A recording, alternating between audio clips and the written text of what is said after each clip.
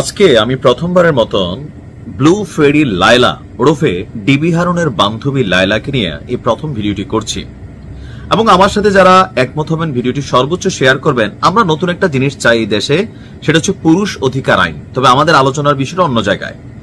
একের পর এক কচি কচি ছেলেকে নিয়ে একসাথে থাকা, মা ছেলে পরিচয় দেওয়া, শারীরিক সম্পর্কে লিপ্ত হওয়া, পাশাপাশি ডিবি হারুনের যারে ভাল লাগতো তারে সাপ্লাই দেওয়া। না না, কথাগুলো কিন্তু আমার না, প্রিন্স মামুনের। আসুন প্রথমে একটু অংশ শুনি, তারপর বলছি বাকি কথাটা। ঝড়ের ব্যাগে ভিডিওটা শেয়ার করুন। তার সাথে বসে মদও খাইছে সে গুলশানে একটা বাসায়। ওই হারুন সাহেবের যে মেয়েকে প্রয়োজন পড়তো সেই মেয়ের সাথে কথা বলতো মেয়ে, ওই মেয়ে ওরে ফোন দিয়ে নেওয়া, ওর বাসার মধ্যে বসে ওরা ড্রিঙ্কস করছে। এইগুলো সব ধরনের তথ্য আমার কাছে আছে। ডিবি হারুন সাহেব ওনারা বলতেছিল যে এখন কি ওরা উঠাই নিয়ে আসবো, বল ওরা চিলের মতো উঠাই নিয়ে আসবে। এখন লেলাকে বলছিল তোমার সাথে কথা আছে, তোমরা আমার ইসে আসো। নিশ্চয়ই শুনেছেন, বলছি বাকি কথা। তবে এই জায়গাতে একটু থামাই, আপনাদেরকে শেয়ার করছেন তো। আসুন আরো কিছু কথা বলে যাচ্ছি মূল ঘটনায়।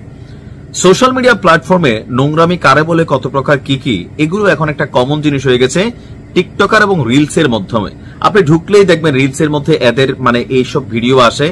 সম্প্রতি লায়লা একটা ছেলেকে নিয়ে নতুন লিভ টুগেদার করছে, কি সম্পর্ক জানি না, বাট ছবি ভিডিও দেখলে মনে বুঝতেই পারেন বাঙালি অবুঝ না। এখন সেই লায়লার কেঁচু করতে সাপ বের হয়ে আসছে।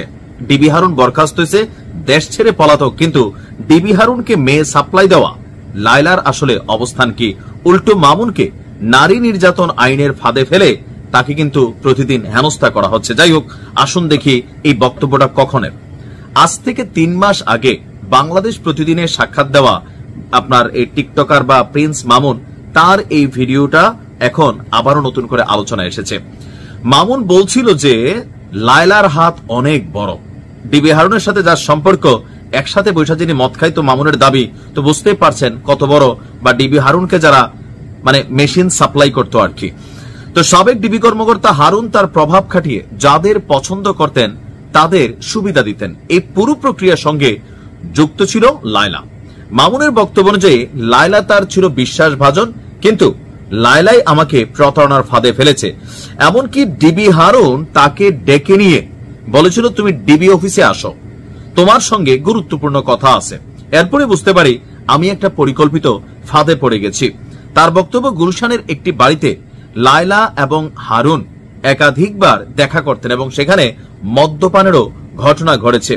মামুনের বক্তব্য, ডিবি হারুনের যে মেয়েটিকে ভালো লাগতো লায়লা সেটি ম্যানেজ করে দিত। এসবই ছিল তার প্রভাব প্রতিপত্তি এবং ব্যক্তি স্বার্থে গড়া একটি চক্রের অংশ। তার বক্তব্য, আমি এখন ভয় পাচ্ছি, বুঝতে পারছি না কিভাবে এই ফাঁদ থেকে বের হব। আপনারা আমাকে সাহায্য করুন। কেন মামুনকে সাহায্য করা আমাদের কর্তব্য হয়ে গেছে, আইন অধিকার দেওয়াটা। যারা উকিল আছেন তাদের দেখেন, এই দেশে বিয়ের প্রলোভনে ধর্ষণ, পুরা যে অরিজিনাল ধর্ষণের যে গুরুত্ব, মামলাগুলা এগুলারে হালকা করে ফেলছে।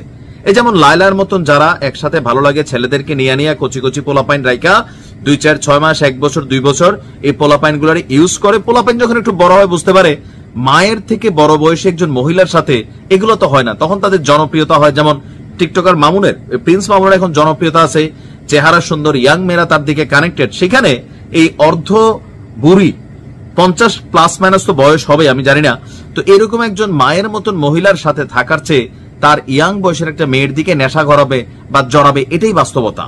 তো এটা তার আইনি অধিকার। এখন মামুনের বিরুদ্ধে যেই কয়টা মামলা দায়ের করা হয়েছে, বেশ কয়েকটা নিউজ আমি দেখছি, তো প্রত্যেকটার মধ্যে মনে হয়েছে যে নারী নির্যাতন আইন যেটা বাংলাদেশে গঠন করা হয়েছে নারীদের সুরক্ষায়, এটার যে কত ধরনের অপরকমের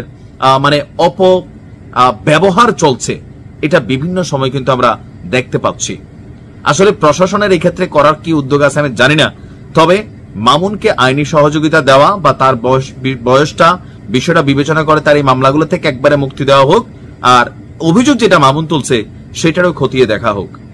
লায়লা কিন্তু অশিক্ষিত কোনো মেয়ে না, ঢাবির ছাত্রী আমি যতটুকু জানি, এবং কি যথেষ্ট বিলাসবহুল একটা লাইফও লিড করেন।